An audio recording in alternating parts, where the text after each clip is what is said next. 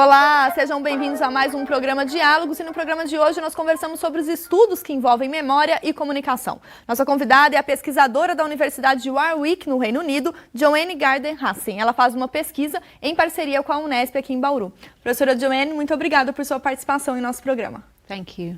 Professora, por que nós aliamos a importância de aliar o estudo de memória com comunicação? Well, memory studies has been focused mostly in Europe and England and America, so its contexts are very global north. So we have focused in memory studies on post-war Holocaust ideas of trauma and fear and war and conflict. But in the global south, there's a different approach to memory, and in particular in Brazil. So here in Brazil, there is an idea of memory studies or memory work that is as much about the future as about the past. So I think that in communication terms, we're now in a global communication environment in which we can connect as researchers and as students between the United Kingdom and Brazil. So in the global north, in an Anglo-European context, that conversation that we can now have with new ways of thinking about human memory and remembering and forgetting are really important. So a good example of this would be the work that we have been doing in the United Kingdom around water. We have been working on flooding, and we had a massive flood in 2007. The one that we had before that was in 1947. But the 2007 flood was our most mediated flood. We had television and social media and photographs and all sorts of different forms of ways of telling the story and of remembering this massive flood. And I think this has been really important because in our research we have collected the memories of people who had experienced the 1947 flood and the 2007 flood. And so we were able to have older generations communicate with younger generations about how to be resilient and how to survive and how to look after your property and your neighbours, which we hadn't been able to do before. So collecting memories from one part of the world that are adapting to climate change, for example, and sharing those memories globally with another part of the world is a really important factor in bringing memory studies and communication studies together.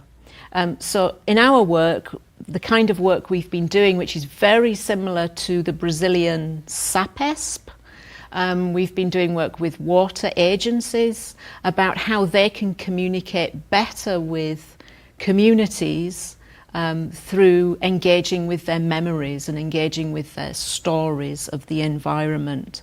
At the moment, we're using those memories to develop an app, a flood memory app, which will bring flooding memories and digital communications together.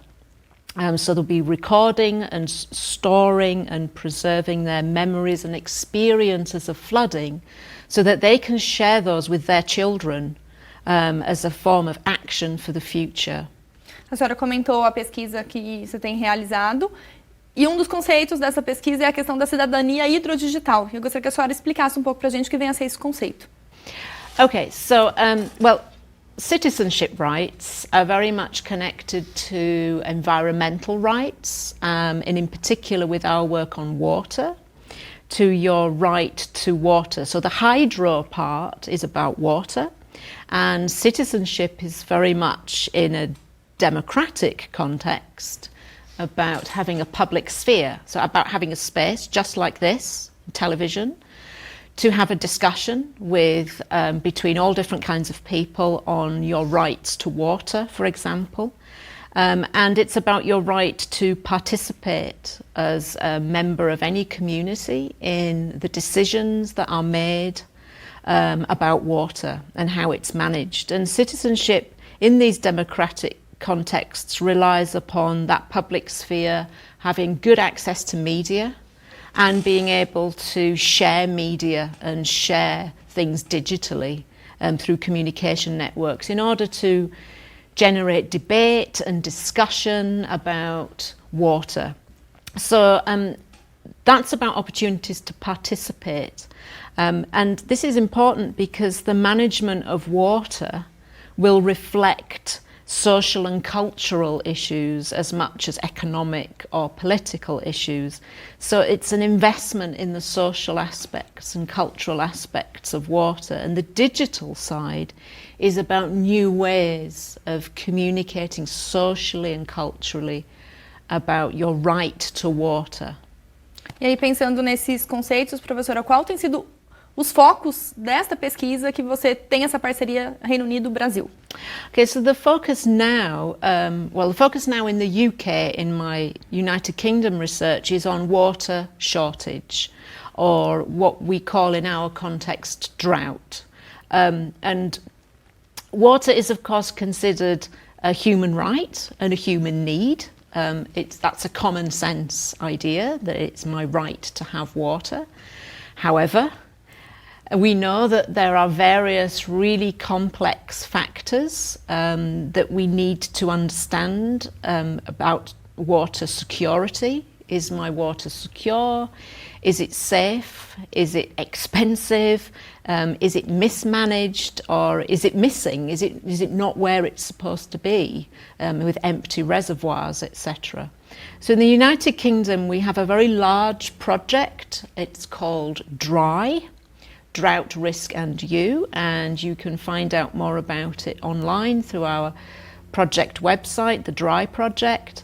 And what we're doing in that is bringing scientists, water scientists, hydrologists, ecologists, business leaders, those working in health and well-being, the leisure industries, drinks industries, the Environment Agency, all the councils and committees around natural England. We're also doing Wales and Scotland. We're bringing all these stakeholders together to share narratives and stories and memories of drought, and to use those as a kind of utility for the future. So it's about taking the science and bringing it together with the arts and the humanities and the cultural and social aspects to understand water much more holistically and not just in economic and political terms. No próximo bloco, então, professora Joanne, a gente recebe aqui nos estúdios do Diálogos o professor Danilo Rothberg, que é o coordenador brasileiro dessa pesquisa, para a gente entender um pouco de como faz essa articulação do Reino Unido com o Brasil.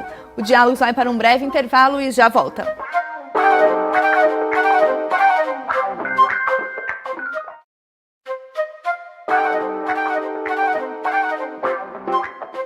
Estamos de volta com Diálogos e hoje o nosso tema é a pesquisa envolvendo comunicação, memória e as mudanças climáticas. Para entender um pouco da parceria que comentamos no primeiro bloco com a professora Joanne da Universidade de Warwick, recebemos agora o professor Danilo Rothberg da Unesp aqui em Bauru. Professor Danilo, muito obrigada por participar aqui do programa Diálogos. Eu agradeço. Professora, a professora Joanne comentou no primeiro bloco o foco do estudo relacionando memória, comunicação e a questão das mudanças climáticas e de que forma a Unesp, coordenado pelo senhor, faz parte, né, desse estudo para abranger todo o estado de São Paulo. A mecânica desses estudos é muito interessante porque ela permite a combinação de especialidades diferentes de universidades situadas em toda a parte do mundo. Então, nesse caso, é uma espécie de sinergia em que nós, pesquisadores brasileiros, interagimos com estrangeiros a fim de trocar ideias e produzir conhecimento original que possa significar uma solução eficiente para várias questões que nós temos no Brasil. No caso deste projeto em particular, nós temos um desafio muito grande, que é conhecer melhor como as pessoas lidam com os efeitos das mudanças climáticas e como se organizam em termos de participação política e como se gerenciam em função de uma interatividade maior com os governos, o poder público de uma forma geral, e como que as respostas que as pessoas possuem em relação ao meio ambiente podem ser úteis para compreender melhor a dinâmica social Ficando envolvida. Um registro, então, né, professor? Um registro dessa memória dessas pessoas que vivenciam essas mudanças. Sim, exatamente. Essa é a perspectiva de considerar que o que as pessoas tem de memórias, de experiências de vida, de ideias, de perspectivas com as quais elas lidam com os problemas, compõe um arquivo, uma espécie de banco de dados de respostas e soluções produzidas pelas comunidades para lidar com os desafios ambientais. Esse projeto é um sprint Fapesp, né, de vocês, que vai até durante quanto tempo, Danilo? Esse projeto vai até 2017 e ele tem exatamente o objetivo, então, de, ao facilitar a interação entre pesquisadores de diferentes países, promover uma espécie de intercâmbio com o qual nós possamos trazer respostas às questões mais importantes na área ambiental. E pensando no impacto, né, dos resultados que vocês estão obtendo ao longo dessas pesquisas. Sim.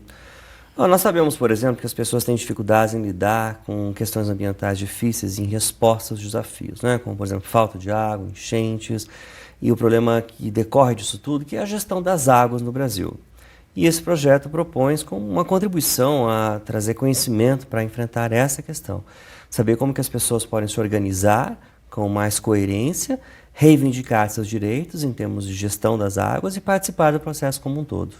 O projeto está organizado em algumas frentes, Danilo, aqui, de acordo com alunos de mestrado, doutorado, iniciação científica? Sim, as diferentes fases da pesquisa são de alguma forma envolvidas no projeto, para que a gente possa considerar, por exemplo, que há diferentes níveis de aprendizado que trazem cada um à sua maneira contribuições ao projeto. Temos então orientações de doutorado, de mestrado, de iniciação científica, tanto aqui quanto no Reino Unido, em seus níveis correspondentes, e eles combinados vão atacar diferentes fases do problema, né, no sentido de trazer uma solução conjunta. E aí, ao final dessa pesquisa, em 2017, né, que projetos você acredita que virão, né, pensando nessa questão da gestão das águas aqui no Brasil, do impacto dessas mudanças climáticas que cada vez mais tem se acentuado diretamente para esse cidadão, recuperando um pouco do conceito da cidadania hidrodigital que a professora Joanne comentou? Sim, sim. Temos uma série de resultados esperados. O mais importante, talvez, seja a produção de um projeto maior, de longa escala, de longa duração e maior escala, que permita conhecer o problema com mais exatidão e mais detalhe. E nesse projeto futuro entrariam outros recursos da própria Fapesp, também da Unesp e da Universidade de Warwick e outros potenciais parceiros, a fim de que a gente possa dividir, talvez, as exigências do que nós queremos saber e dividir entre as partes capazes de pesquisar respostas para isso, né? E um outro desafio importante também para o qual nós estamos buscando respostas é saber como mobilizar as pessoas em torno da defesa da sustentabilidade, né? Então, não só desenvolver comportamentos saudáveis, em termos do que as pessoas podem fazer para contribuir diretamente para a conservação e sustentabilidade, mas também uma visão geral sobre como funcionam os problemas e como administrá-los ao longo do tempo, e ainda como as pessoas podem participar da tomada de decisões a respeito do equacionamento desses problemas. E aí essa questão da cidadania hidrodigital entra muito em voga, sendo necessária esse debate, a própria divulgação científica por meio da pesquisa de vocês. O conceito de cidadania hidrodigital surge nesse contexto como uma chave de conhecimento, uma chave para explicar toda essa interação entre esses fatores que nós temos diante dos desafios, não é? Quer dizer, são problemas que vinculam a gestão pública, a sustentabilidade, o comportamento individual, o comportamento coletivo, o conhecimento científico, o saber detido pelas pessoas no cotidiano. Todos esses fatores têm que estar interligados de alguma forma e nós estamos tentando trazer uma contribuição para isso. Professor, eu gostaria de agradecer a sua participação, desejando sorte a você e todos os pesquisadores vinculados a essa pesquisa aqui no Brasil. Obrigado, nós agradecemos. Então, no próximo bloco, nós recebemos novamente a professora Joanne para saber um pouco das expectativas a respeito dessa parceria vinculada no Brasil e o Reino Unido. O Diálogos faz uma pausa e já volta.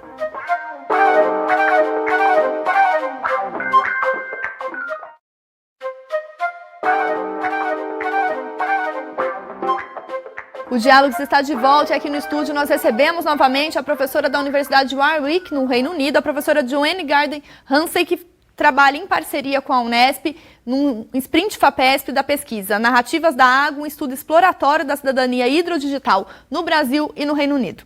Professora, o professor Danilo apresentou para a gente a pesquisa que é realizada em parceria com vocês desse projeto Sprint Fapesp. Eu gostaria de saber da senhora quais são as expectativas, né, da parceria, né, vinculada a essa pesquisa de memória e comunicação. Well, the Narratives of Water project really is about trying to collect new stories of water. They may be old stories, they may be stories of the past from Brazil and from the United Kingdom, and sharing those stories.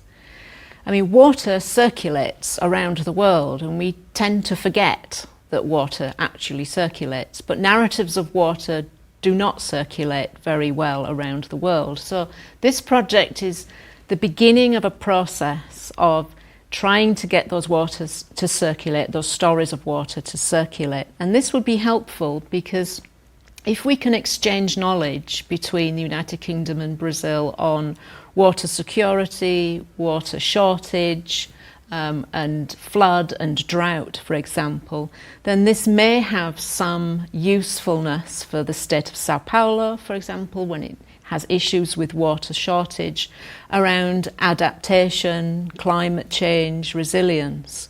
So the Narratives of Water project is just the beginning of crossing cultures and crossing borders so that those stories can move across boundaries, and then we can share ideas. And in particular, what we're looking for in the United Kingdom from Brazil is some new strategies for engaging young people in stories of water and water shortage, and water management. And I think that'll be a really important thing for us in the United Kingdom to have. E qual que é a contribuição, professora, dessa pesquisa pensando nos resultados e também no intercâmbio dos pesquisadores entre o Brasil e o Reino Unido?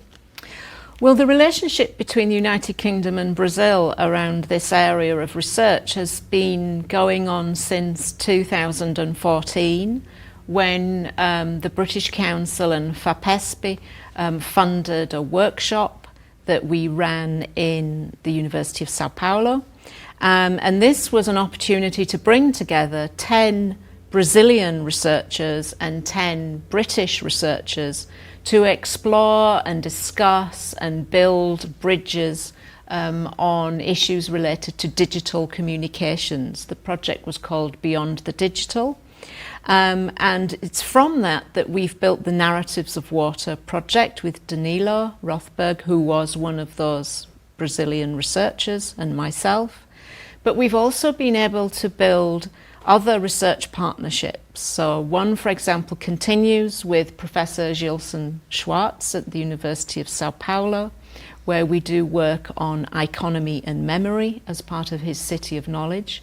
But another one is with the Federal University of Minas Gerais in Belo Horizonte with Dr. Carlos Falsi, where we're looking there at hidden rivers. So the rivers that are underneath the city. So this is the Rio das Velhas, which is underneath the city. And we're working with Dr. Falsi and the Manuel Zhao project on trying to re-engage young people with these canalized and hidden rivers so that they can re-examine the memories and the histories and the knowledge of their parents and grandparents. E, professora, para a gente finalizar, então, qual que é a importância de toda essa pesquisa ao trabalhar com a questão da memória, no sentido das pessoas, neste futuro, se adaptarem a essas variações climáticas?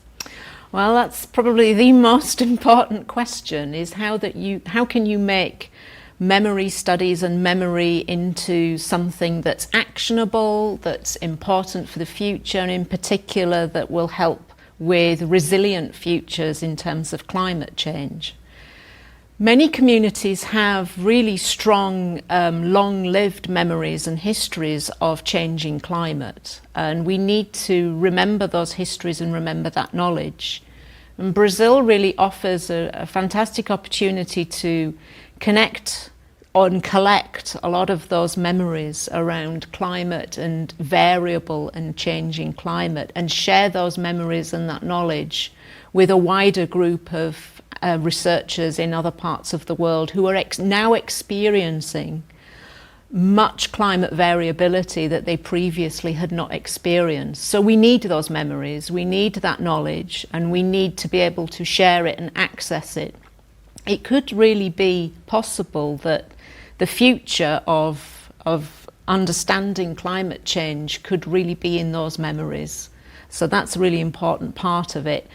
And also memory studies reminds us not to forget certain things, and it also reminds us that there are certain factors that may force us to forget things, and we need to constantly recuperate, and we need to constantly hold on to stories in order to pass them down to our children, and that's the most important thing. This is about memories for the future. Professora, eu gostaria de agradecer a sua participação e convidá-la para retornar ao Brasil e à Unesp assim que possível diante da pesquisa. Muito obrigada. Thank you. O Diálogos de hoje fica por aqui. Se você quiser rever este programa e entender um pouco mais da parceria do projeto Sprint Fapesp ao trabalhar com cidadania e hidrodigital, acesse o nosso site. Muito obrigada pela companhia e até a próxima.